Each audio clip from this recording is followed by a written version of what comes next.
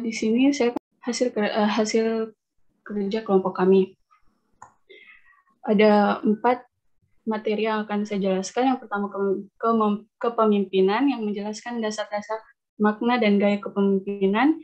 Kedua, keadilan menjelaskan pengertian dan wawasan tentang keadilan dalam agama.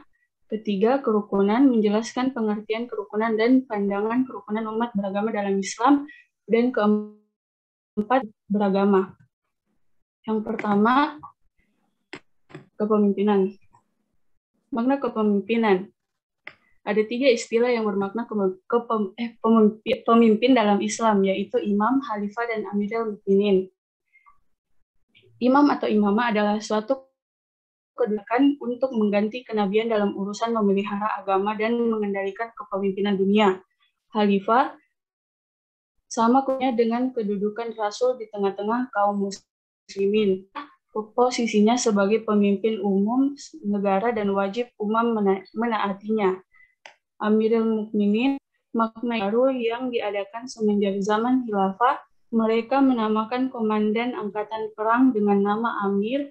Istilah-istilah di atas bermakna sebagai pemimpin tertinggi negara. Dasar kepemimpinan. Allah Subhanahu wa Ta'ala menjadikan pemimpin harus dapat menjadi panutan atau contoh teladan untuk menuntun manusia dalam menaati Allah Subhanahu wa Ta'ala, baik menyangkut masalah agama atau akhirat maupun masalah dunia. Imam Al-Nawawi menjelaskan bahwa pemimpin adalah pemelihara atau pelindung yang memikul amanah yang dibebankan demi kemaslahatan. Sebab apa yang ada di bawah kepemimpinan dan kekuasaannya menuntut keadilan dan tegaknya kemaslahatan di dunia dan di akhirat, serta apa yang berkaitan dengan itu. Kepemimpinan yang dimaksud dalam dasar-dasar kepemimpinan adalah suatu amanah yang penting yang diberikan Allah Subhanahu wa Ta'ala kepada manusia yang dinobatkan sebagai khalifah di muka bumi. Dasar kepemimpinan, terdapat beberapa ayat yang menjelaskan tentang masalah tersebut, yaitu Quran Surah Al-Anbiya, Surah ke-21 ayat 73 yang artinya, dan kami menjadikan mereka itu pemimpin yang memberi petunjuk dengan perintah kami, dan kami wahyukan kepada mereka agar berbuat kebaikan, melaksanakan salat, dan menunaikan zakat, dan hanya kepada kami mereka menyembah. Quran Surah An-Nur, Surah ke-24 ayat 55.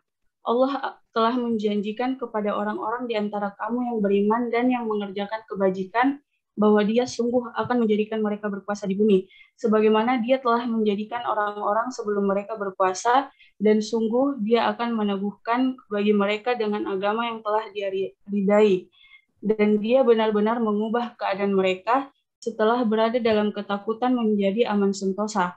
Mereka tetap menyembahku dengan tidak mempersekutukanku dengan sesuatu apapun. Tetapi barang siapa yang tetap kafir setelah janji itu, maka mereka itulah orang-orang yang fasik. Ada 4 gaya kepemimpinan. Pertama, kepemimpinan karismatis.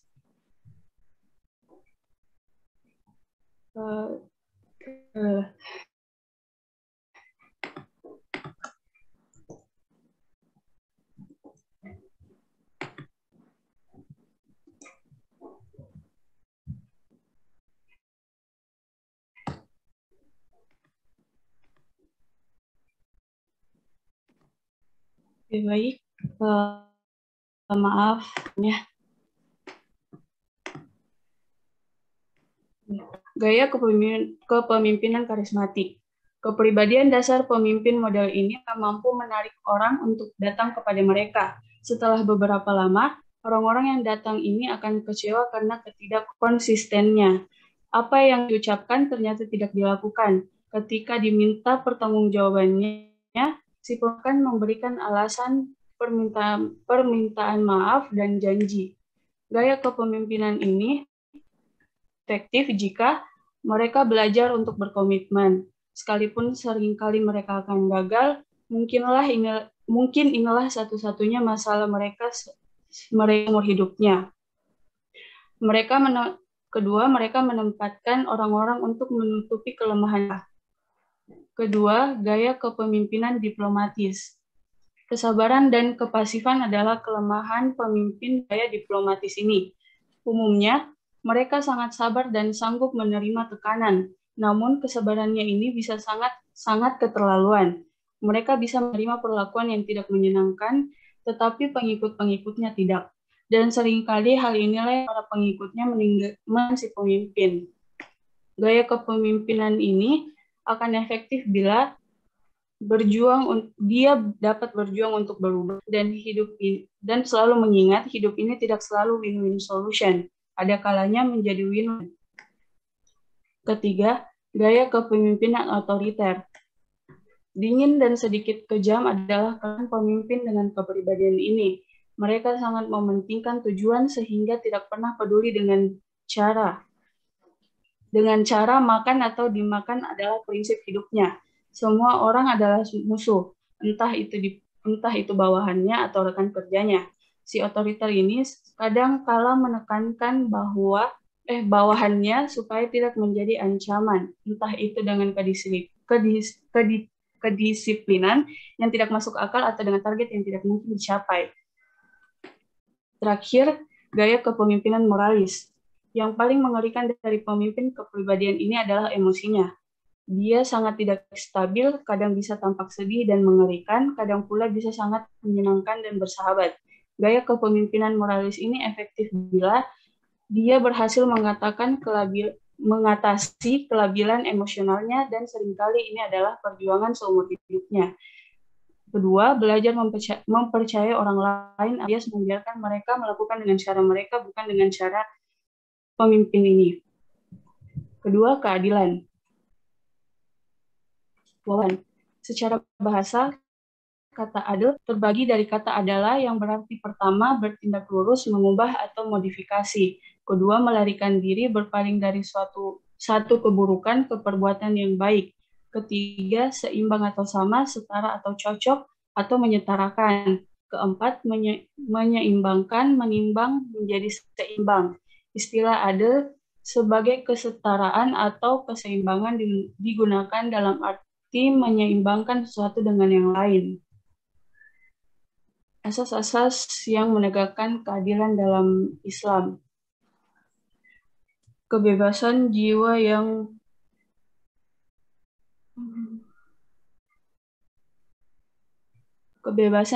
mutlak.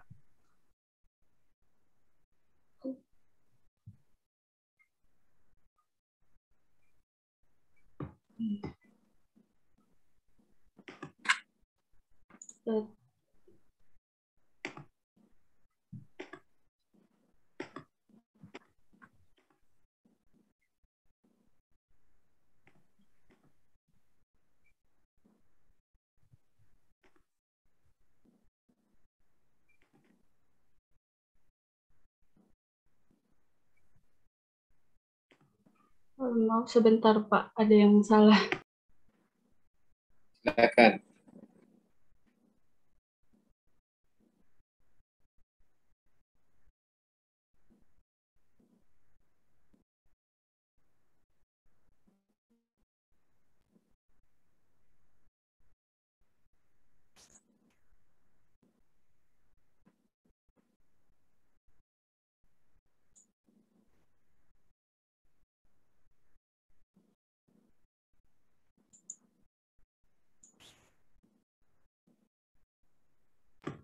Baik, asas-asas yang menegakkan keadilan dalam Islam. Yang pertama, kebebasan jiwa yang mutlak. Islam menjamin kebebasan jiwa dengan kebebasan penuh, yang tidak hanya pada segi maknawi atau segi ekonomisnya saja semata, melainkan ditujukan pada dua segi itu secara keseluruhan. Islam membebaskan jiwa dari bentuk perbudakan berupa kultus individu dan ketakutan terhadap kehidupan, rezeki, dan kedudukan. Orang yang dihormati adalah orang yang bertakwa, orang-orang yang beriman dan beramal saleh. Kedua, persamaan kemanusiaan yang sempurna. Dalam Islam tidak ada kemuliaan bagi orang yang berasal dari kaum bangsawan berdarah biru dibandingkan dengan orang biasa. Islam datang untuk menyatakan kesatuan jenis manusia, baik asal maupun tempat berpulangnya, hak dan kewajiban di hadapan undang-undang dan di hadapan Allah.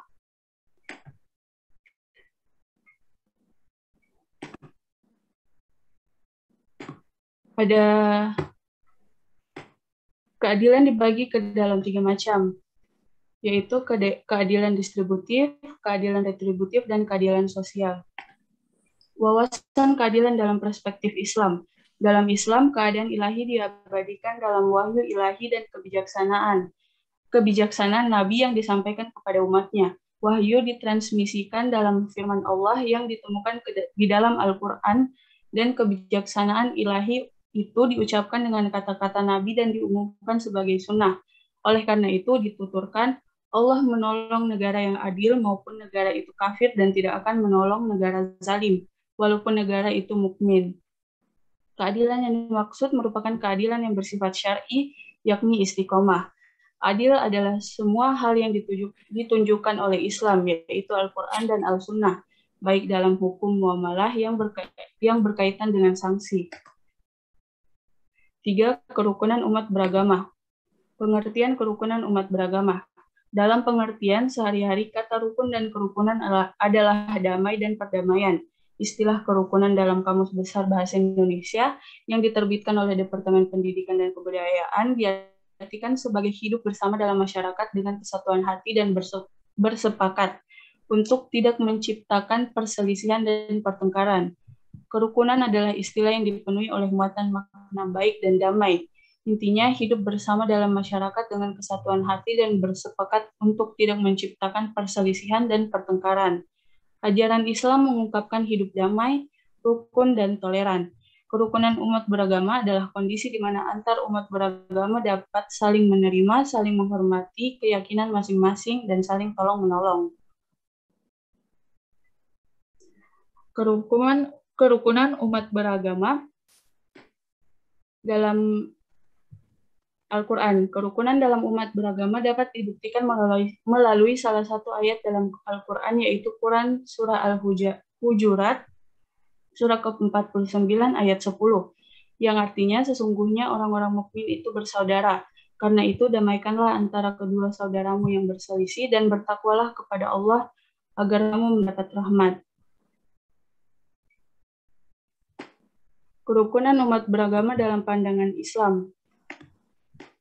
Islam mengunjung tinggi toleransi. Toleransi mengarah kepada sikap terbuka dan mau mengakui adanya berbagai macam perbedaan, baik dari sisi suku bangsa, warna kulit, bahasa, adat istiadat, dan budaya, bahasa, serta agama. Ini semua merupakan fitrah dan sunnatullah yang sudah menjadi ketetapan Tuhan. Ajaran Islam yang mengungkapkan hidup damai, rukun, dan toleran diantaranya beberapa poin.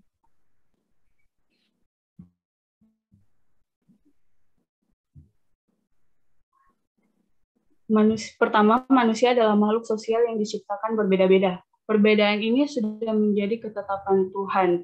Al-Quran menjelaskan kenyataan adanya perbedaan ragaman dalam masyarakat yang sesuai dengan Allah dalam surat Al-Hujurat ayat ke-13 yang berbunyi, "Hai manusia, sesungguhnya kami menciptakan kamu dari seorang laki-laki dan seorang perempuan dan menjadikan kamu berbangsa-bangsa dan bersuku-suku supaya kamu saling mengenal.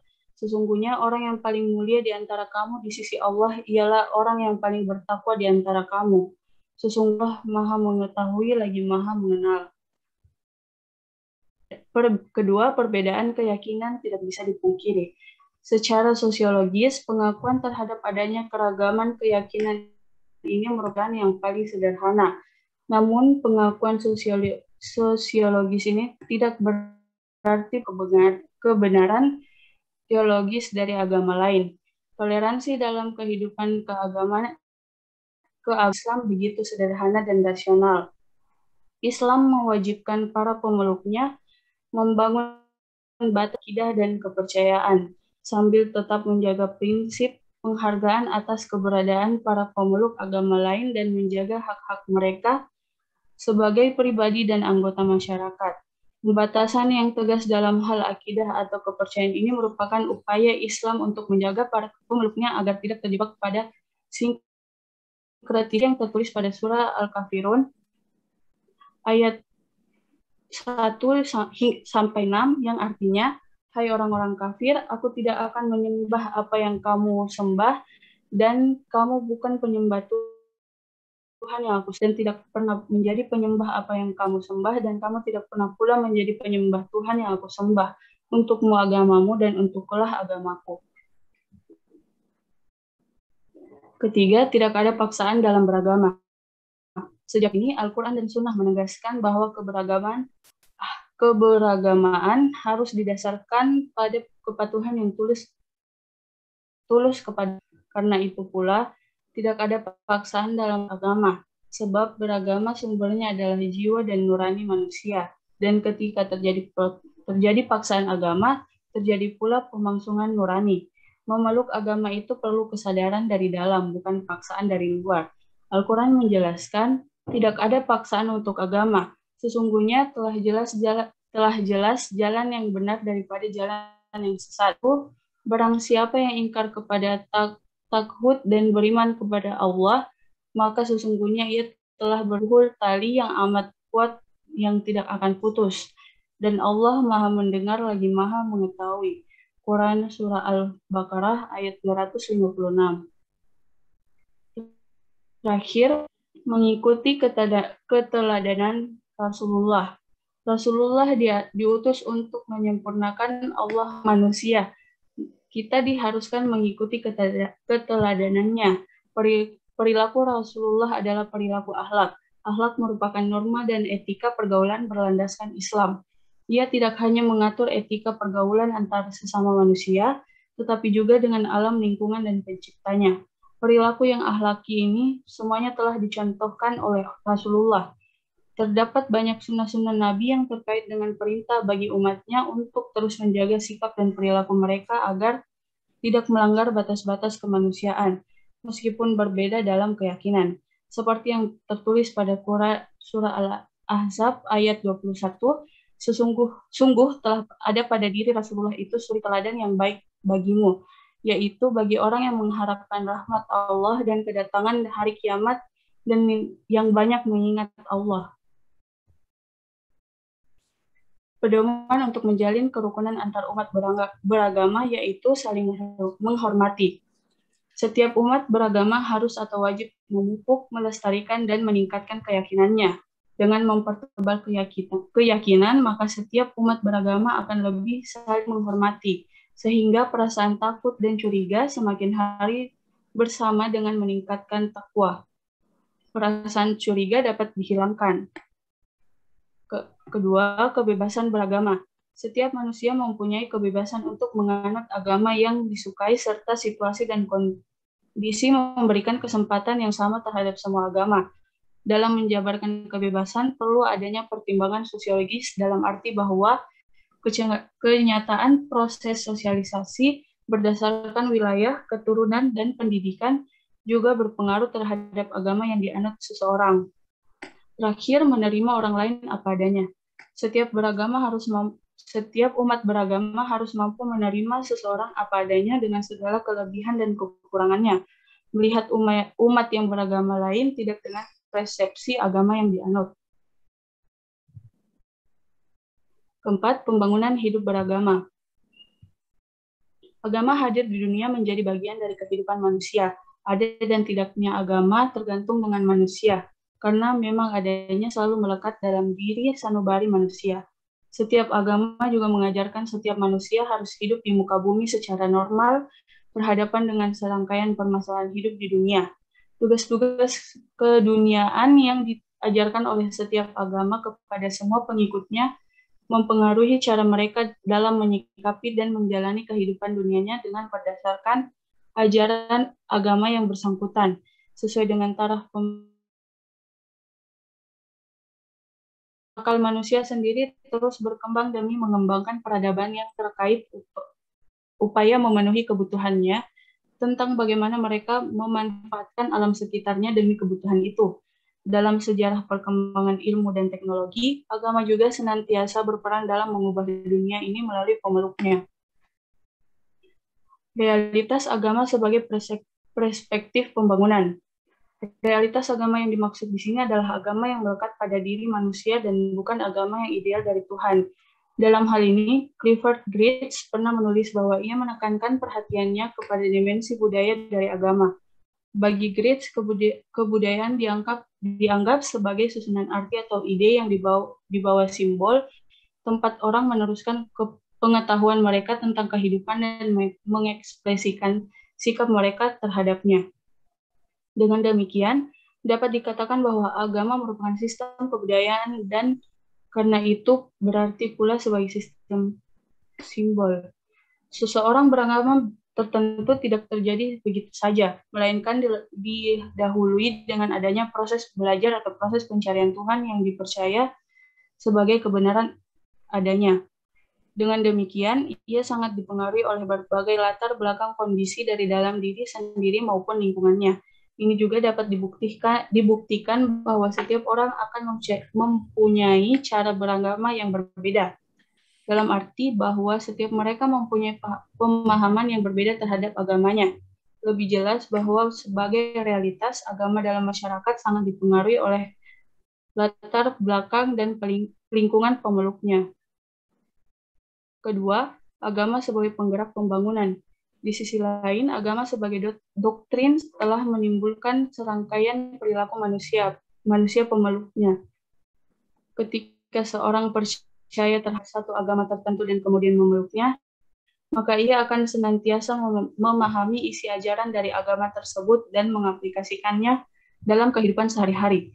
Sejak seseorang manusia Tuhan tertentu yang dipercayainya, maka saat itu pula ia akan mempercayai bahwa Tuhanlah yang paling berkuasa, dan dengan demikian Tuhan itulah yang mengatur segala hidupnya. Sebagai konsekuensinya, ia akan berusaha mencari apa yang diajarkan oleh Tuhan, mengamalkannya, sehingga orang yang memeluk agama dengan baik, segala tingkah lakunya akan selalu dipengaruhi oleh ajaran-ajaran agamanya. Mereka percaya bahwa segala yang diperbuat di masa hidupnya kelak akan dipertanggungjawabkan di sisi Tuhan mereka. Untuk memenuhi kebutuhan rohani, sangat perlu dibentuk sebuah masyarakat yang religius. Dalam perspektif keislaman dan keindonesiaan, Nurholis Majid juga pernah menjelaskan bahwa suatu masyarakat religius akan menunjukkan ciri-ciri tertentu, yaitu menjunjung tinggi musyawarah, terjadi persaudaraan yang kuat di antara para anggotanya, dan menjunjung tinggi keadilan serta kebebasan. Baik, itu dia penjelasan materi dari saya. Saya kembalikan kepada moderator. Terima kasih kepada Nurul Fatimah Zahra. Untuk kali ini saya buka sesi tanya jawab.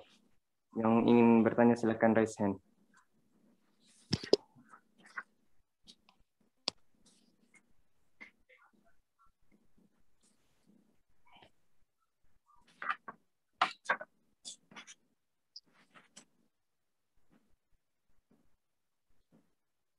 Baik, Anissa Salsabila, silakan memberikan pertanyaannya. Terima kasih atas kesempatan yang telah diberikan. Pertanyaan saya mengenai kepemimpinan. Banyak masyarakat yang menganggap bahwa kepemimpinan itu harus laki-laki.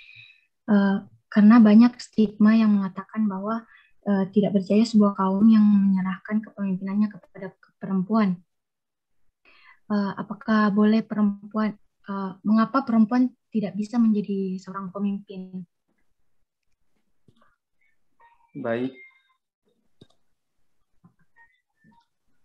Terima kasih.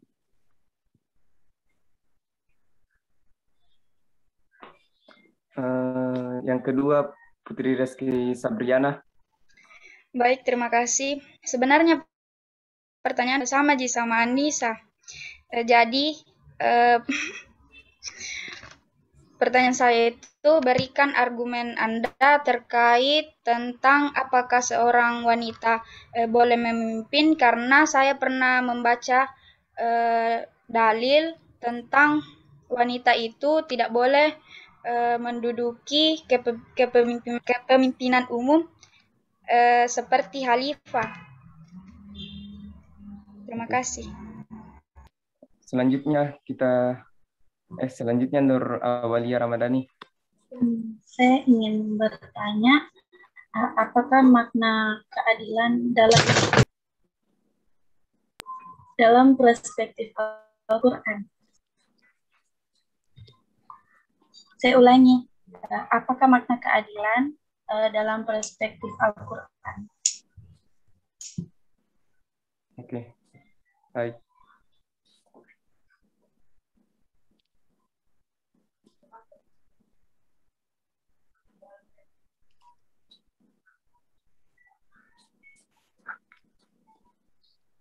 Selanjutnya kepada Revaldi, silakan memberikan pertanyaannya. Baik, terima kasih atas kesempatannya.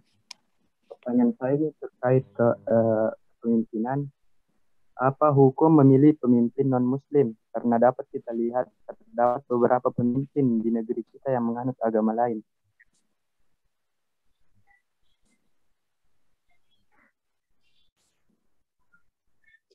Oke. Dan yang terakhir, Najwa Rahman. Baik, saya mau bertanya, apa itu hubungannya hukum Islam dengan keadilan?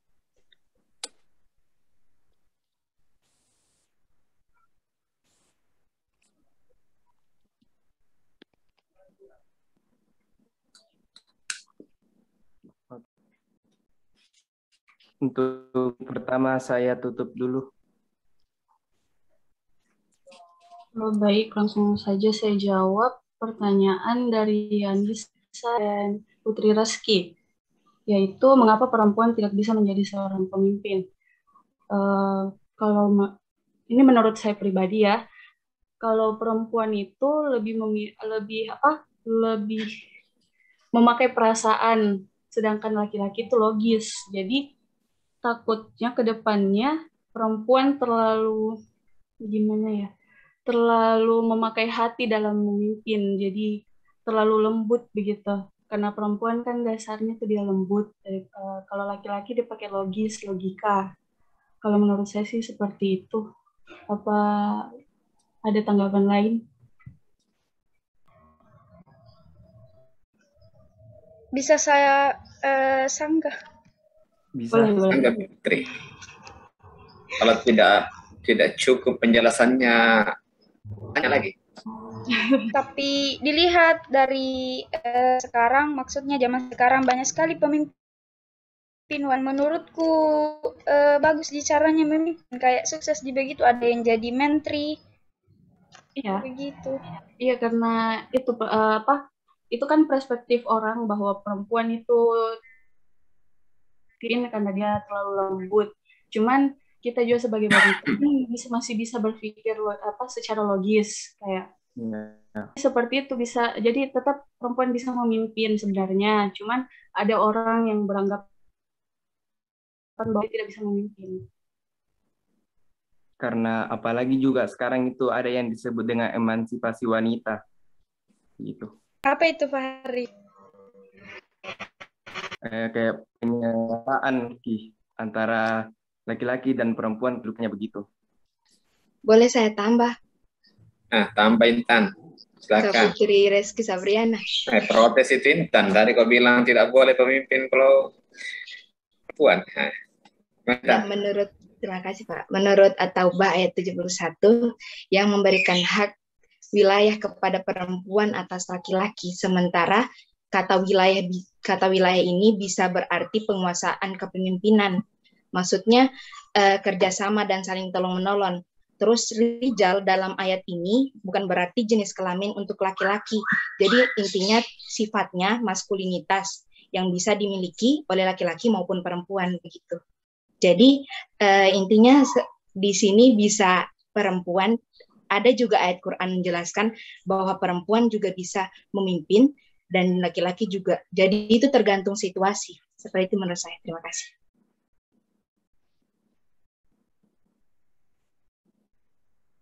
Bagaimana Saudara Putri Reski Sabriana? Oke, terima kasih.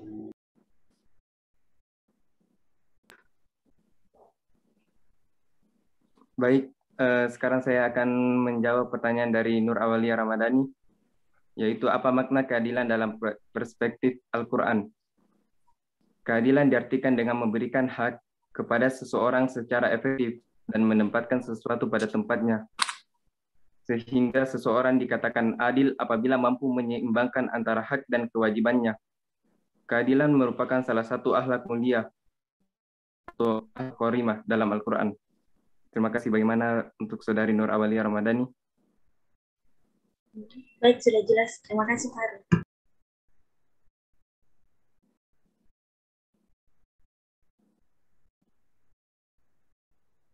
Saya akan menjawab pertanyaan kalau tidak salah dari Rivaldi ya tadi, yang mengatakan apa hukum yang non-Muslim. Jadi, hukum memilih pemimpin non-Muslim diisyaratkan dalam Al-Quran, salah satunya dalam Quran Surah Al-Maidah, yang artinya, wahai orang-orang yang beriman, janganlah kamu menjadikan orang Yahudi dan Nasrani sebagai teman setiamu. Mereka satu sama lain saling melindungi. Barang siapa di antara kamu menjadikan mereka teman setia, maka setia termasuk golongan mereka. Sungguh Allah tidak memberi petunjuk kepada orang-orang yang zalim. Beberapa ulama berpendapat haram memilih pemimpin non-Muslim. Fatwanya bahwa memilih pemimpin non-Muslim adalah hukumnya haram kecuali dalam keadaan darurat. Apa sudah jelas atau ada tanggapan lain? Sudah jelas. Terima kasih Nurul Fatimah. Sama-sama. Baik, saya akan menjawab pertanyaan dari Najwa Rahman, yaitu apa hubungan hukum Islam dengan keadilan?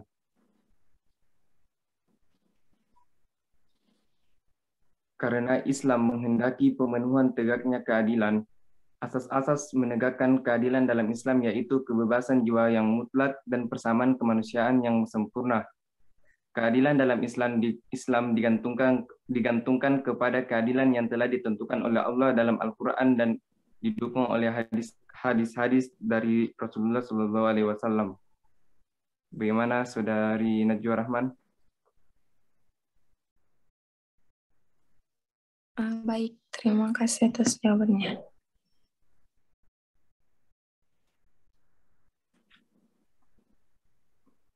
Baik, untuk sekarang saya buka untuk sesi kedua. Untuk Saudari Wanda Sri Rahmah, silakan memberikan pertanyaannya. Baik, terima kasih atas kesempatannya. Upaya seperti apa yang perlu dilakukan seorang pemimpin untuk mewujudkan kerukunan umat beragama? Terima kasih.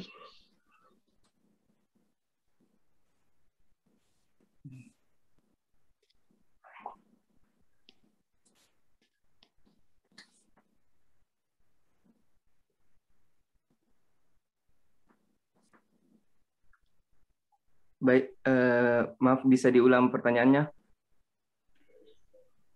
Upaya seperti apa yang perlu dilakukan seorang pemimpin untuk mewujudkan kerukunan umat beragama?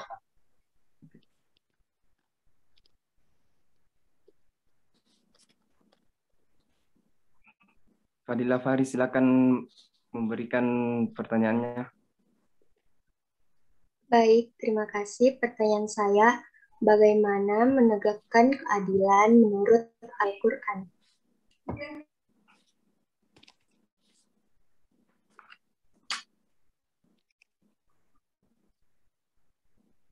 Oke, baik.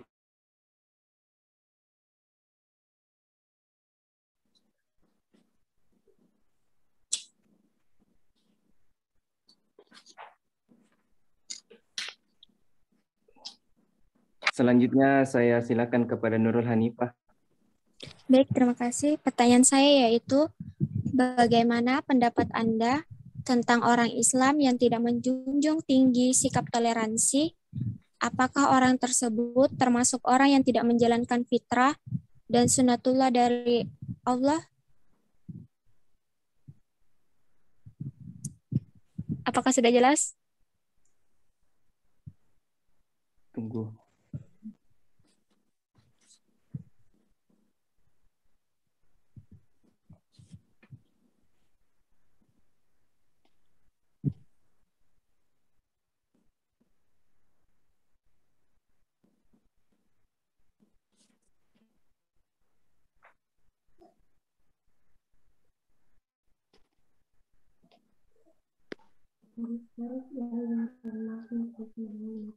Baik, Mutiali silahkan memberikan pertanyaannya.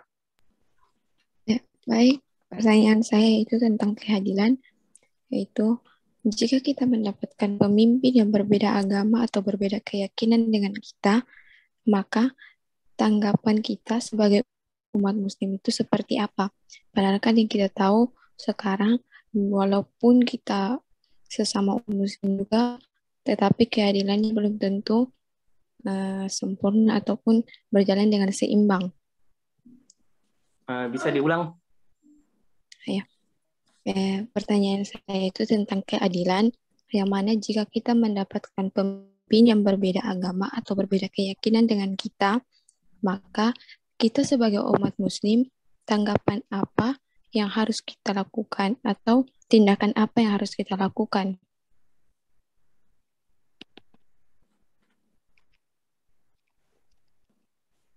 Sudah jelas, Fahri? Sudah jelas. Ya. Selanjutnya Eka Puspita, saya silakan.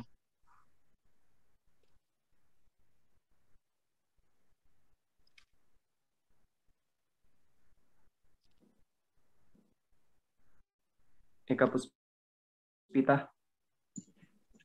Baik, terima kasih atas kesempatannya. Jadi seperti yang Anda jelaskan tadi dalam dasar kepemimpinan, Allah Subhanahu wa taala menjadikan pemimpin menjadi panutan atau contoh teladan untuk menuntun manusia dalam menaati Allah Subhanahu wa taala. Jadi jika ada seorang pemimpin yang hanya kan segala urusannya ke karyawan, sehingga dalam kinerja pemimpin tersebut tidak ada yang bisa menjadi motivasi untuk karyawan tersebut atau dijadikan panutan untuk karyawan. Jadi apakah seorang tersebut pantas disebut pemimpin? Terima kasih.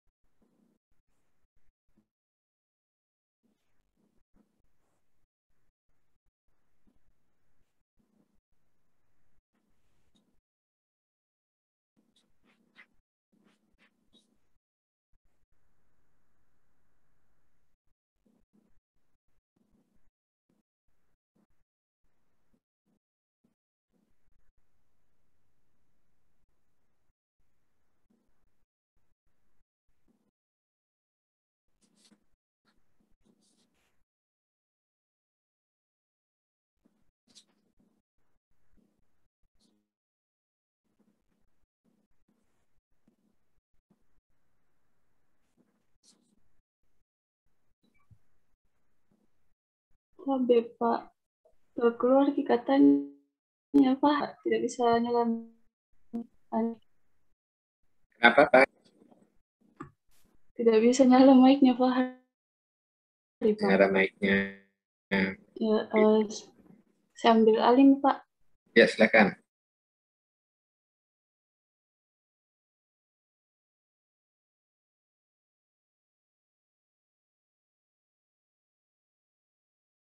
Toleransi. Untuk pertanyaan itu, tujuan toleransi itu sendiri kan meningkatkan rasa persaudaraan, membesarkan nasionalisme, kekuatan dalam iman, menciptakan. Jadi kalau misalnya orang tersebut tidak mempunyai rasa toleransi, mungkin itu semua tidak balance, tidak seimbang. Jadi mungkin rasa persaudaraannya kurang, tidak ada rasa nasionalisme, dan imannya mungkin juga kurang ya, karena toleransi itu sudah ada dalam Islam itu sendiri. Bagaimana, ada tanggapan lain atau sudah cukup? Baik, terima kasih atas jawabannya.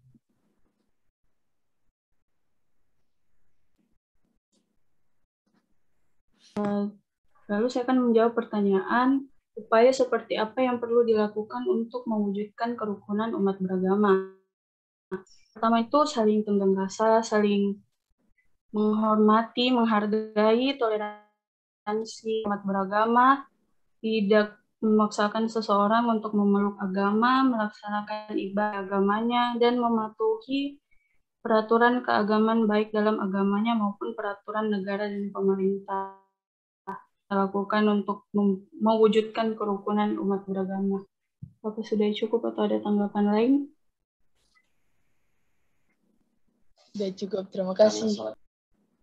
Sama. Terus ini pertanyaan, bagaimana menegakkan keadilan menurut Al-Quran?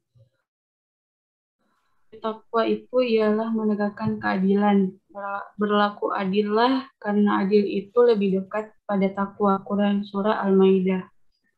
Sesungguhnya Allah menyuruh kamu berlaku adil dan kebajikan, memberi kepada kaum berkerabat, dan Allah melarang melakukan perbuatan keji, kemungkaran, dan permusuhan. Apa sudah cukup atau ada tanggapan lain?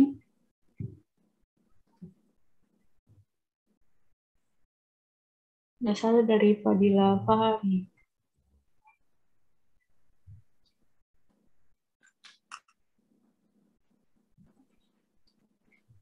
Belum muncul Fahri? Nurul? Belum, Pak. Belum bisa. Lagi berusaha masuk lagi, Pak. Tadi dia mungkin pergi makan. Terkeluar gitu ya, gara-gara jaringan katanya, Pak.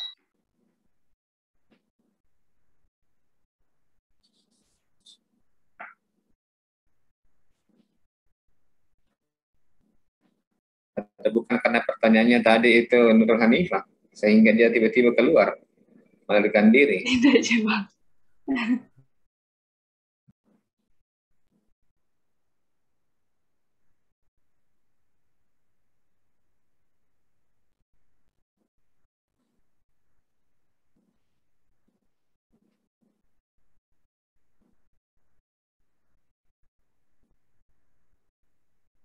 Terkunci katanya Pak, itunya sama host.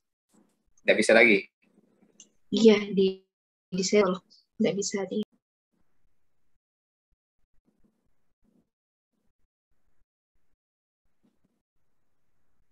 Oke. Intan bisa bantu?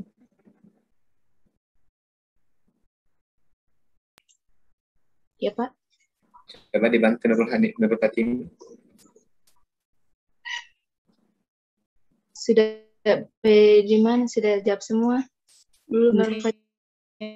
Saya mau tanya lagi. Saya mau menjawab. Ya, itu bagaimana tanggapan kita sebagai umat muslim dengan pemimpin yang non-muslim?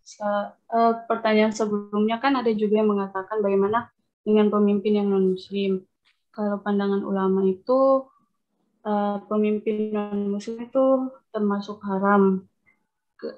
Jadi kalau misalnya memang ada karena keadaan darurat ya, kita harus toleransi kepada pemimpin tersebut. Pemimpin tersebut juga jangan sampai mengajarkan kita kepada hal yang terlalu jauh tentang agamanya. Jadi kepada pemimpin tersebut harus menemukan apa yang ada di balance antara ajaran agamanya dan ajaran agama lain. Jadi tetap tidak keluar dari konteks ataupun terlalu melenceng masuk ke dalam ajaran agamanya. Apa sudah jelas atau masih ada tanggapan lain? Masih. Ada pertanyaan yang mungkin belum saya jawab?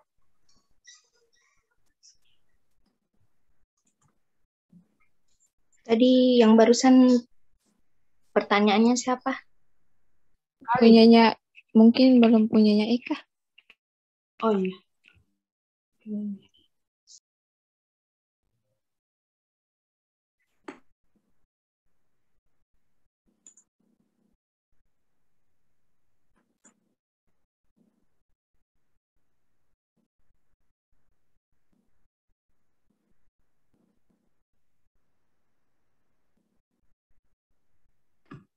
Maaf Eka, bisa ulang pertanyaannya karena pertanyaannya itu Fahri yang mencatat. Ya silakan diulangi kembali, Saudari Eka Puspita.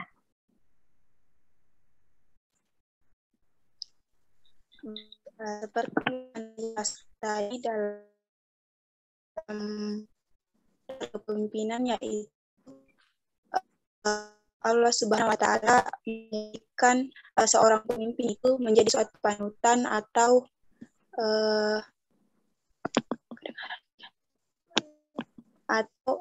contoh untuk karyawannya dalam menaati segala aturan Allah Subhanahu wa Ta'ala. Jadi jika ada seorang pemimpin yang sebelumnya hanya biasanya memerintah karyawannya dan pemimpin tersebut belum pernah memiliki kinerja yang bisa dibilang itu adalah panutan, bisa dijadikan panutan untuk karyawan tersebut. Jadi apakah tersebut pantas disebut pemimpin?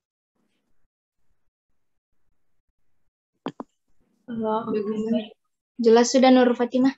Ya sudah jelas. Kalau saya pakai tanggapan saya sendiri bisa? Iya silakan, karena yang pertanyaannya Eka itu tanggapan kamu. Iya. Jadi kalau menurut saya itu bisa saja dibilang pemimpin, cuman kalau misalnya dia mau berubah gitu, jadi tidak hanya menyuruh bawahannya saja ikut. Kalau pemimpin kan itu sebenarnya dia ikut juga bekerja dengan bawahannya, jadi harus adil juga. Cuma harus adil dan tidak sebatas menyuruh saja terus dia duduk atau itu namanya tidak adil ya. Jadi pemimpin itu harus adil, punya toleransi tinggi. Jadi bisa saja bisa saja kita tidak sebut dia pemimpin, cuman kalau dia mau berubah ya tetap bisa memimpin perusahaan atau organisasi itu. Mungkin ada tanggapan lain? Bagaimana Eka Puspita?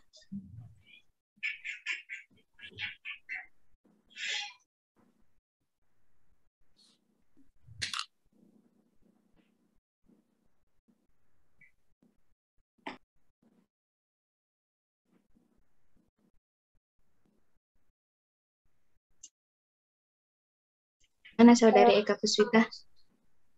Jadi kesimpulan Anda itu bisa saja tidak dianggap pemimpin. Tapi jika dia ingin berubah, itu bisa dibilang pemimpin. Maksud Anda begitu atau bagaimana? Iya, karena salah satu jiwa kepemimpinannya itu keadilan kan tidak ada. Kalau misalnya menurut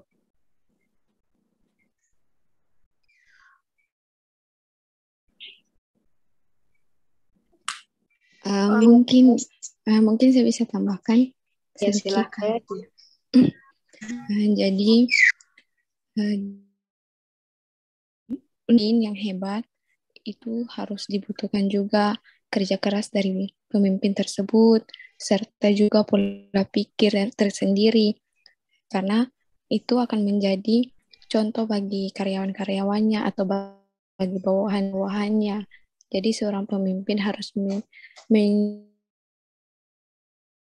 agar bawahannya juga bisa mengikuti hal tersebut.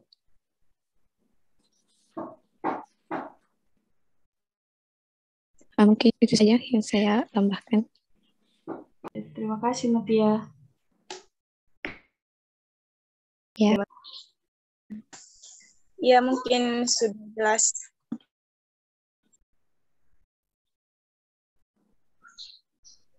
Boleh saya tambah sedikit ya, Kak? Kayak agak ganjal ya, Kak ya. Kelihatan dari mukamu.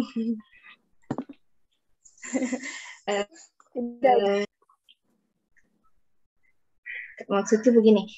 Jadi itu sebenarnya dari kita semua.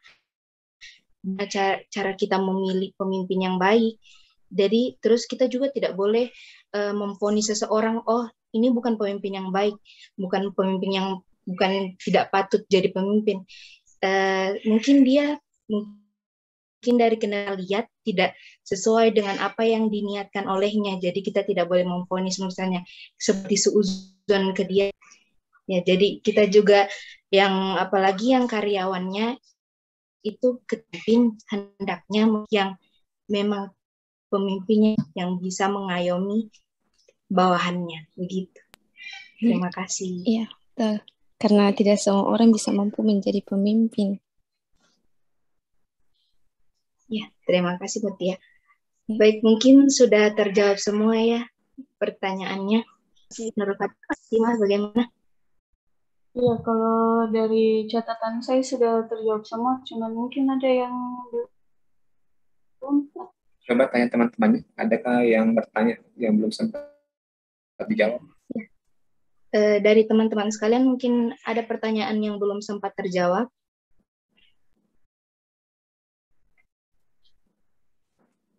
Sepertinya sudah tidak ada ya? Iya, sudah mau. Iya. Nur Awalia, bagaimana? Iya, tadi maksudnya saya mau jawab bilang tidak ada. Sudah muncul Fahri. Selamat datang Fahri. Ganti HP Pak.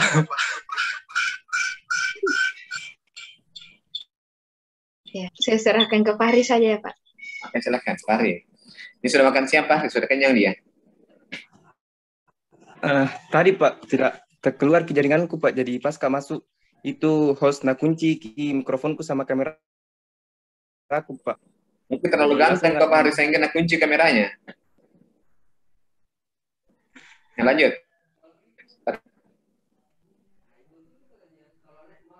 Sampai mana Mi? Selesai semua Mi. Bisa ditutup. Dan sengaja Pak Fahri itu begitu sudah selesai semua dijawab sama Nurul, langsung dia muncul kembali. Jadi kita bantu tadi Pak, kasihkan jawaban dia tunggu saja selesai jawaban semua ditanggapi baru muncul. Silakan Fahri, simpulkan Fahri. Baik itulah tadi presentasi dari kelompok 6. Kesimpulan pada kali ini ialah Allah Subhanahu wa taala menjadikan pemimpin harus dapat menjadi panutan dan untuk menuntun manusia Subhanahu wa taala, baik menyangkut masalah agama, akhirat maupun masalah dunia. Dari materi di atas juga dapat kita artikan bahwa Islam tidak memaksa umatnya beriman. Allah juga menegaskan toleransi antar umat beragama, menjaga satu sama lain beberapa pedoman yang dapat kita teladankan agar kita dapat bertoleransi satu sama lain, yaitu saling menghormati, selalu berpikir positif, dan menerima orang lain apa adanya. Sekian dari kelompok. Jika ada kesalahan mohon dimaafkan. Wabillahi taufiq wal hidayah. Wassalamualaikum warahmatullahi wabarakatuh. Baik, alhamdulillah Puana telah berhasil menjelaskannya, walaupun ini keluar perencanaan dari keluar Itulah tadi kenapa saya bilang bagusnya kalau ada ator. Nah, tadi ini kalau cuma 2, begitu keluar 1, Nurul Fatimah sempat ucap sendiri dia zamannya. Baik, jadi tadi materi kita hari ini adalah terkait dengan pemimpin, keadilan, dan kita melihat apa istilah sebenarnya pemimpin. Pemimpin itu adalah khalifah, pemimpin imam, pemimpin wali.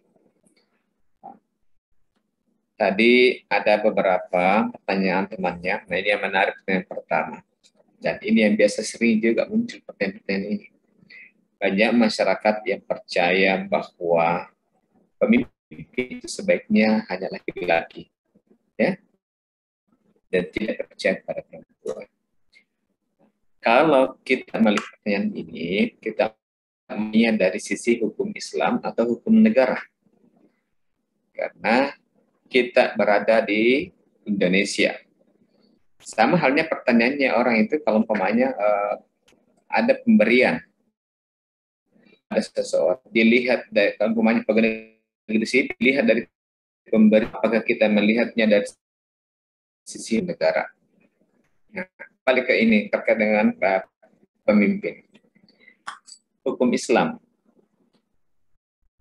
Kalau hukum negara tentu boleh-boleh saja. Kalau kita melihat di Indonesia pemimpin-pemimpin, banyak menteri, Sri Mulyani, Menteri Keuangan, ada dulu Menteri Kelautan, Ibu Diastuti, sekarang Menteri Risma, ya, yang walaupun banyak komentar-komentar artinya kinerjanya bagus, istilahnya gayanya itu yang mungkin ditali belak-belakan sehingga muncul namanya riak-riak dengan masyarakat karena dengan gayanya meledak-meledak, suka marah semau. Nah, itu hukum negara Indonesia. Siapapun boleh mencalonkan diri menjadi seorang pemimpin. Siapapun boleh menduduki jabatan-jabatan itu. Hukum Islam. Ya. Kita kembali ke hukum Islam. Coba kita lihat kembali. Adakah Nabi dari wanita? Tidak ada. Tidak? Bolehkah dalam sholat itu dipimpin oleh wanita? Tidak boleh. Kalau ada yang laki-laki dan ada perempuan. Kemudian ada tadi penjelasannya mengatakan ini Nurul Fatimah bahwa wanita itu cenderung memakai perasaannya. Ya. Nah, hasil survei juga mengatakan begitu. Bahwa kenapa wanita sebenarnya itu, karena dalam Al-Quran dan hadis tidak jelas dikatakan bahwa perempuan tidak boleh menjadi seorang pemimpin. Tapi itu ditafsirkan oleh para ulama bahwa dengan pendekatan tadi itu, sebenarnya kalau wanita ya, ini kembali kepada wanita. Tugas pokoknya wanita itu sebelumnya itu 24 jam. 24 jam tugas pokoknya wanita. Sehingga untuk tadi itu bagaimana mengabdi kepada seorang suaminya, bagaimana mendidik anak-anaknya, bagaimana kalau menjadi wanita karir, untuk membagi waktunya sangat sedikit. Nah, tadi itu hasil survei mengatakan bahwa wanita itu cenderung memakai perasaannya. 90% wanita itu dalam mengambil kebijakan, itu dia selalu memakai perasaannya. Selalu memakai hatinya. Memang lembut tadi, selalu berperasaan. Sedangkan logikanya itu hanya 10%. Makanya wanita itu lembut-lembut karena tadi memakai perasaannya. Sedangkan laki-laki itu terbalik. 90% itu dia selalu memakai logikanya, sedangkan 10% perasaannya. Sehingga laki-laki itu dalam mengambil keputusan, mengambil kebijakan, itu dia selalu mempertimbangkan dari berbagai macam sudut pandang. Karena dia berjalan logikanya. Kalau plan A-nya saya seperti, kalau rencana saya ini saya lakukan, ini dampaknya. Kalau rencana B saya lakukan, ini dampaknya. Itu selalu ada analisa-analisanya. Sedangkan perempuan cenderung hanya memakai perasaannya. Sehingga tadi itu Di negara Timur Tengah itu bahkan lebih ekstrim. Kalau di Taliban ya, perempuan itu tidak boleh berkarir. Perempuan tidak boleh keluar, cukup di rumah saja. Kita di mana? Tetapi karena kita di Indonesia, boleh-boleh saja. Ya, karena kita tidak berlaku hukum Islam. Tapi kalau ada kembali bertanya, Pak, bagaimana? Apa gunanya kalau kita ini sekolah setinggi-tingginya? Kita sekolah sarjana, jauh-jauh dari kampung. Kita sekolah, kita profesor. Sehingga, kalaupun tidak boleh berkarir, tidak bisa menjadi wanita karir, apa gunanya? Ilmu itu tidak mesti harus menjadi seorang pejabat. Ilmu itu bisa dibagi dengan pun itu. Ya, khususnya bagi seorang ibu, sebagaimana sampai seorang ibu itu memiliki pendidikan yang tinggi, besar peluangnya untuk mendidik anaknya menjadi orang-orang hebat. Menjadi wanita karir. Kalau menjadi tujuannya hanya wanita karir, terlalu sempit pemikirannya kalau hanya menjadi wanita karir. Karena banyak hal yang bisa kita manfaatkan ilmu. Kemudian apalagi tadi pertanyaannya? Apa hukum memilih pemimpin non-Muslim? Nah, tadi Nurul Fatimah juga menyampaikan bahwa dalam surat Al-Maidah jelaskan secara jelas bahwa kalau kita ingin memilih pemimpin, karena kalau kita memilih pemimpin itu, kita juga menjadi ikut bertanggung jawab karena kita memberikan pada orang itu. Sehingga sedikit banyaknya kita akan bertanggung jawab dalam hal apapun kebijakan yang diambil karena kita berkontribusinya. Nah, kita dalam Al-Quran jelaskan secara jelas bahwa pilihlah pemimpin yang ya. Jadi kalaupun istilahnya dia kan begini pilihannya biasanya. Kalau pemimpin itu dia harus pintar, pemimpin itu cerdas, pemimpin itu harus amanah. Tetapi kalau hanya cerdas tapi dia tidak beriman, maka itu sama sampai sebelumnya, tapi dia tidak punya iman, maka itu sangat berbahaya.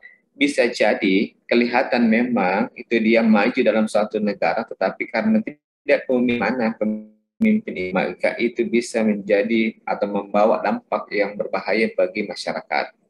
Awalnya mungkin bagus, tetapi nanti jauh-jauh sebelumnya karena strateginya memang seperti itu yang biasanya pemimpin yang non-Muslim.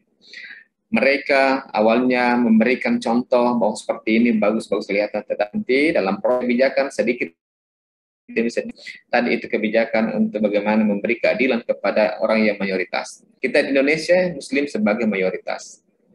Tapi kita lihat hari ini ya, coba kita lihat hari ini para ulama kita ditangkap.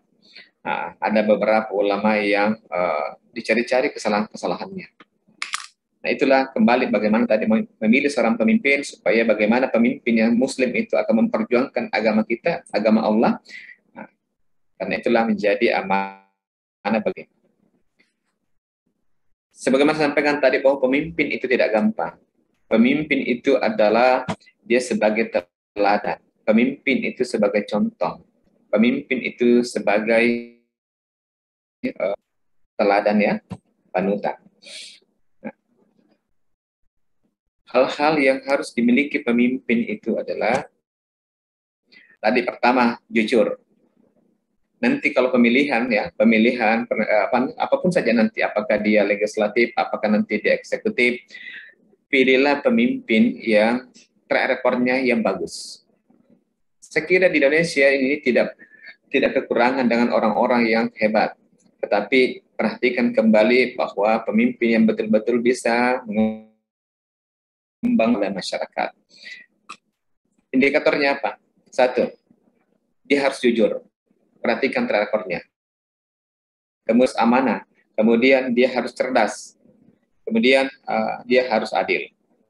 Karena kalau tadi itu hubungannya dengan adil dan kerukunan, kenapa banyak konflik biasanya terjadi? Karena ada beberapa golongan masyarakat yang merasa diperlakukan tidak adil. Sehingga kerukunan antara agama itu tidak berjalan sebagaimana mestinya. Karena konflik itu ketidakadilan.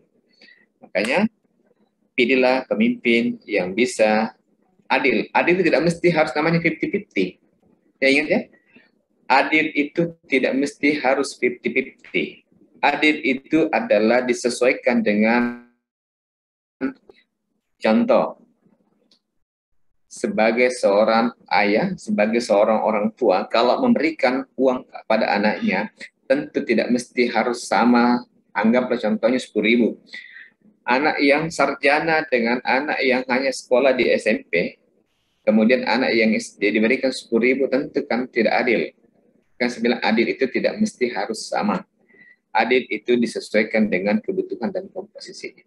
Begitu juga dalam hidup bermasyarakat, bahwa dalam memberikan keadilan kepada masyarakat itu tidak mesti harus sama perlakuannya, disesuaikan dengan kebutuhannya. Itu namanya keadilan, bukan 50-50. Ada beberapa contoh yang menarik kita lihat hari ini ya, terkait dengan kan pemimpin itu bukan bertanya bahwa apa yang harus saya bisa dapatkan dari jabatan itu, apa yang bisa saya ambil dari jabatan itu, dan fasilitas apa yang bisa saya miliki kalau saya menjabat seperti ini. Tapi pemimpin itu selalu berpikir apa yang bisa saya lakukan untuk masyarakat, apa yang bisa saya berikan untuk masyarakat. Itulah pola pikir kalau ingin menjadi seorang pemimpin. Bukan bertanya bahwa apa yang harus saya miliki, tetapi apa yang bisa saya berikan, apa yang saya bisa lakukan untuk masyarakat yang terbaik. Bukan saya bukan saya mempromosikan seseorang, tetapi tentu kalau ada pemimpin-pemimpin yang amanah yang kita lakukan, dan bukan sebuah yang apa istilahnya yang tren sekarang hari ini, pencitraan. Tentu kelihatan bahwa seseorang yang betul-betul ikhlas dalam memberikan kepada dan membantu orang lain adalah kelihatan dari raut mukanya seseorang, kelihatan dari gesturnya seseorang bahwa orang itu betul-betul ikhlas dalam membantu orang lain. Salah satu contohnya, walaupun banyak banyak yang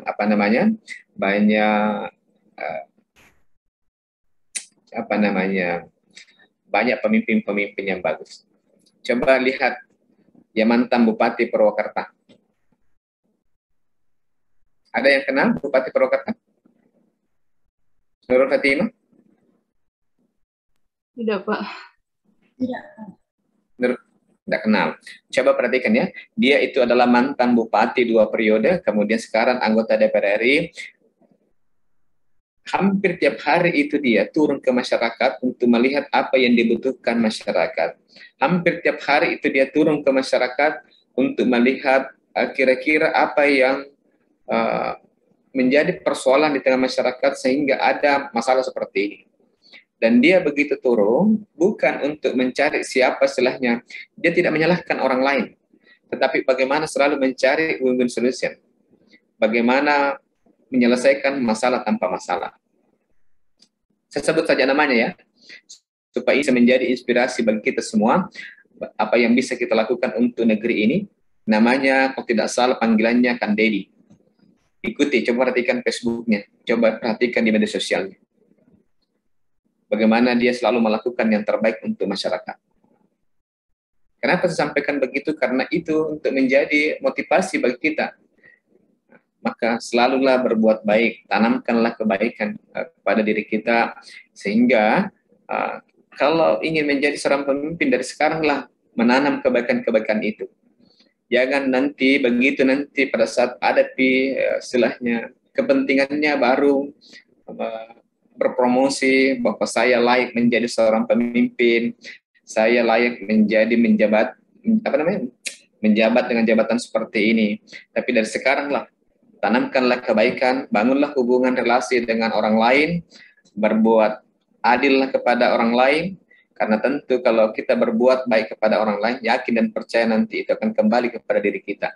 Apa yang kita tanam hari ini, itulah nanti akan kita petik nanti di kemudian hari, tanpa kita sadari bahwa ya sudah itu ternyata sudah tumbuh dan berbuah seperti nanti akan dapatkan. Kemudian kenapa biasanya terjadi konflik di tengah masyarakat? Karena tadi kita merasa lebih orang lain, kita merasa wah dibanding dengan orang lain. Kita susah menerima perbedaan di antara kita. Ada perbedaan di antara kita, lantas kita itu soroti. Sebenarnya bukan perbedaan yang kita cari. Perbedaan pendapat merupakan rahmah bagi kita. Caranya dari perbedaan itu menjadi persamaan. Kalau saya ada konflik di sekitar warga, saya selalu bukan untuk mencari sebenarnya siapa yang salah dulu. Selalu saya analisa kira-kira apa akar permasalahannya, kemudian menawarkan kira-kira alternatifnya kita untuk sebagaimana menyelesaikan konflik seperti itu. Bukan mempertajam perbedaan. Karena yakin dan percaya selalu ada perbedaan. Yang agama, dalam rumah tangga saja itu perbedaan selalu ada. Tapi bagaimana menyikapi perbedaan sehingga kita bisa hidup rukun, tentram, dan damai, tentu tadi kita harus memiliki jiwa yang luas, jiwa yang sabar, yang mampu menerima perbedaan-perbedaan itu. Nah, contoh lagi nih ya, bagaimana seorang pemimpin itu adil, bagaimana pemimpin itu dia peka. Karena jabatan pemimpin itu adalah sebuah amanah. Salah satu sederhananya ya, coba perhatikan. Pada saat hari-hari libur, banyak kendaraan dinas yang berplat merah yang dimanfaatkan pejabat kita di luar pekerjaan kantor. Padahal kendaraan dinas itu adalah kendaraan operasional, sedangkan di hari itu masih banyak kendaraan dinas yang berkeliaran dan itu diperuntukkan untuk itu. Salah satu bentuk kepekaan seorang pemimpin dan pejabat yang kurang peka, karena kendaraan dinas itu adalah dari uang rakyat dibelikan kendaraan seperti itu. Tentu menjadi pemimpin itu karena sesuatu amanah yang begitu besar dan harus dipertanggungjawabkan. Nah, belum mendapatkan teguran dari Allah, tetapi yakin dan lolos di hari kemudian. Sehingga para sahabat-sahabat dulu itu begitu dia ditunjuk menjadi seorang pemimpin, itu dia malah mereka menolak menjadi seorang pemimpin, malah mengangkat saudara-saudara yang lain, sahabat-sahabat yang lain dan menunjuk jadi pemimpin, karena dia menyadari pemimpin itu merupakan sesuatu yang sangat berat, itu tanggung jawabnya. Berbeda hari ini, ya, bahkan banyak orang yang mempromosikan dirinya layak menjadi seorang pemimpin. Coba lihat, biasa beli barang di pasar, ya entah kapan dia melakukan untuk rakyat, tiba-tiba dia mengatakan bahwa bisa apa istilahnya layak untuk menduduki jabatan seperti ini. Dan itulah perbedaan orang-orang dulu, sahabat-sahabat yang dulu dengan saudara-saudara kita yang hari ini. Baik, sampai di sini ada pertanyaan? Yang mau jadi bupati, yang kemarin ada mencalonkan diri jadi bupati, cita-citanya jadi bupati, cita-citanya jadi anggota dewan.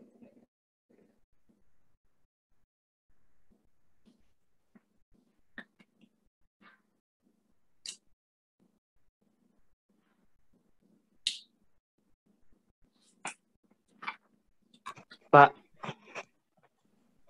Kenapa gelap sekali gambarmu, Pak Hari?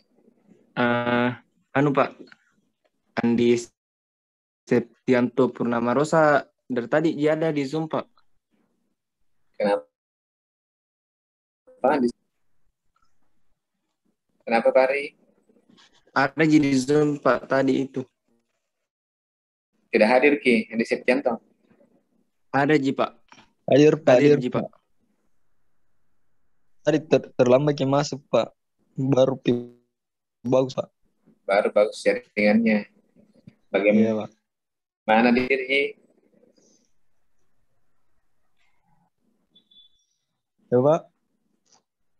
Coba lihat di absennya hadir Ji, Adi Septianta.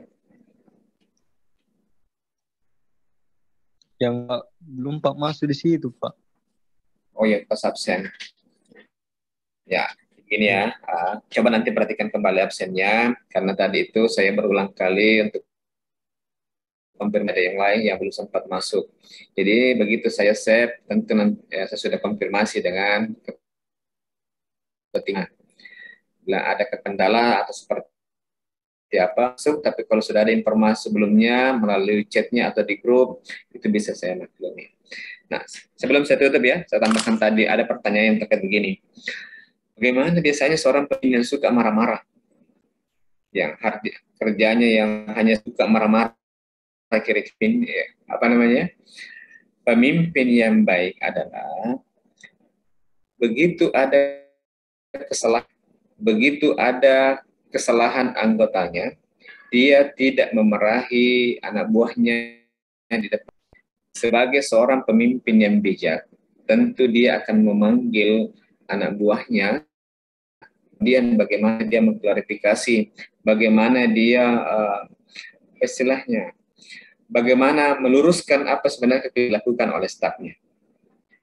Jadi tidak menutup kemungkinan di kelas ini nanti ada menjadi seorang pejabat, ada menjadi seorang pemimpin. Kalau menjadi seorang pemimpin yang baik, janganlah ada informasi dari temannya atau dari orang dekatnya. Kan ini ya, biasanya karena pemimpin itu kan ada orang dekatnya. Begitu ada yang disampaikan oleh orang dekatnya, tiba-tiba langsung mengambil keputusan dan kebijakan.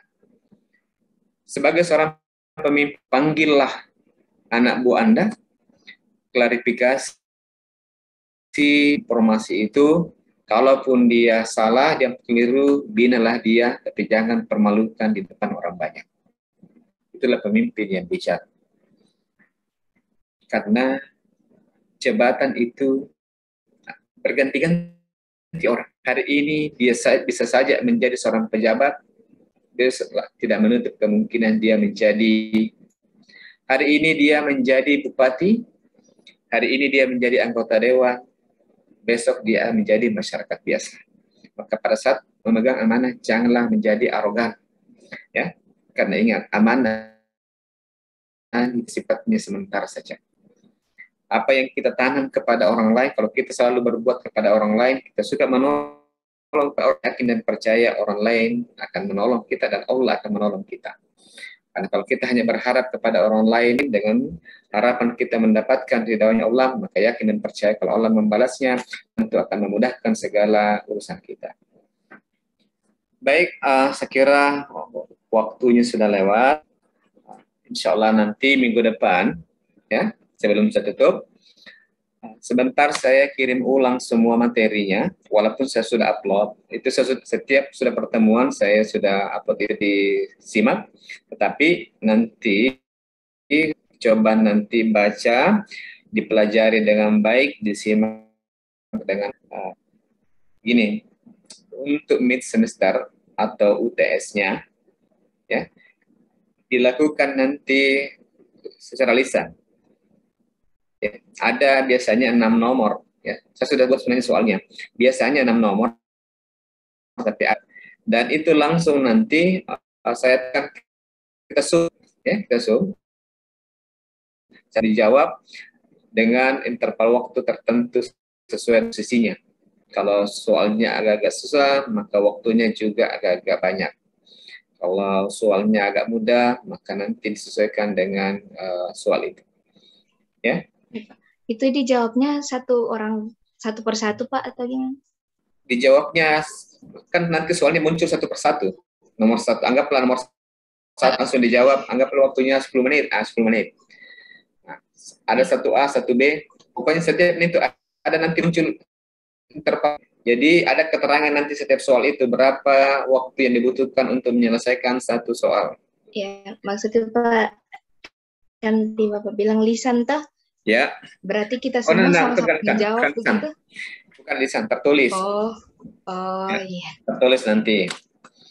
Nah, jadi begitu nanti selesai dikatakan bahwa maka langsung dikirim ke grup, ya. Jadi jawabannya langsung dikirim di grup. Siapa saja yang lewat maka dianggap tidak mengikuti UTS karena ada interval waktu sesuai dengan aturan yang berlaku di akademik, ya. Jadi sesuai dengan waktunya, begitu selesai maka harus begitu nanti mau UTS, cobalah bagus, kemudian persiapkan ada HP cadangan, jangan sampai nanti pada saat UTS langsung ada kendala jaringan atau HP-nya lowbat atau mungkin habis kuotanya. Karena menunggu ini UTS, ya, nilainya agak tinggi, maka persiapkanlah demikian rupa, belajarlah dengan baik, tentu nanti soalnya tidak keluar dari materi yang selama ini pembahasan. Mulai pertemuan kedua sampai pertemuan hari ini, ya, pertemuan ke-7. Pertemuan kedua sampai pertemuan ke-7 tidak keluar dari materi kita. Jadi gambarannya coba perhatikan sekali, kurang lebih disitulah gambarannya dengan soalnya nanti. Oke, sampai sini ada pertanyaan? Ya, dalam bentuk Word. Jadi siapkan saja kertas, ya. Jadi bisa kertasnya dalam begini kosong, bisa juga dalam bentuk double folio yang bergaris, ya. Kan kalau double folio bergaris kan lebih bagus lagi, rapi tulisannya nanti. Karena biasanya kalau hanya kertas kosong begini, biasa ada angin kencang, itu biasa terbak itu tulisannya, atau biasa kian atau penurunan, keadaan turun. Oke. Jadi carilah double folio, silahkan nanti tulisnya, yang jelasnya informasinya lebih jelas di situ biasanya. Oke. Baik, sampai di sini, Pak Hari, ada pertanyaan? Jelas nih Pak. Berarti ya? Pak, kalau misalnya sudah selesai, sudah terjawab semua, foto terus kirim di Ya, kirim di grup dalam bentuk PDF, ya. Ya, bukan dalam bentuk foto. Jadi silahkan yang lain persiapkan nanti PDF-nya, karena bukan dalam bentuk foto, ya. Supaya lebih bagus kalau dalam bentuk PDF. Ya. Kalau 2 halaman atau 3 halaman, silahkan dibuat bersambung, jangan dipisah-pisah. Karena pernah ada yang seperti itu, jawabannya kurang lebih 1 halaman dan berpisah-pisah. Jadi silahkan disambung. Mana cukup? Jelas, nah, kalau ada hal-hal yang nanti mau ditanyakan, silahkan ditanyakan saja di grup. Baik, saya kira pertemuan kita hari ini cukup sampai di sini. Selamat belajar, selamat mempersiapkan diri untuk ujian tengah semester depan.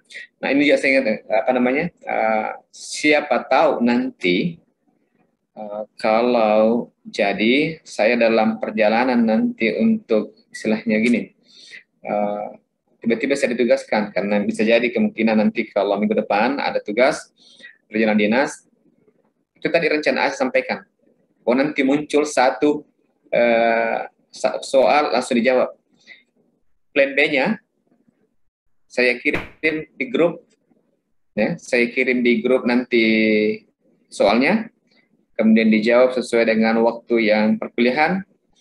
Tapi saya ingatkan, lebih penting apa yang ada di pikiran Anda copy paste yang di materi yang saya berikan, atau mengutip dari buku. Saya lebih menghargai jawaban apa yang ada Anda pahami, analisa Anda, mau kalimat Anda sendiri silahkan.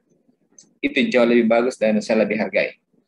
Karena biasanya ada yang suka langsung copy paste dari referensinya. Oke. Saya kira pertemuan hari ini kita cukup sampai di sini. Pertemuan hari ini saya tutup dengan ucapan alhamdulillahirabbil alamin. Assalamualaikum warahmatullahi wabarakatuh.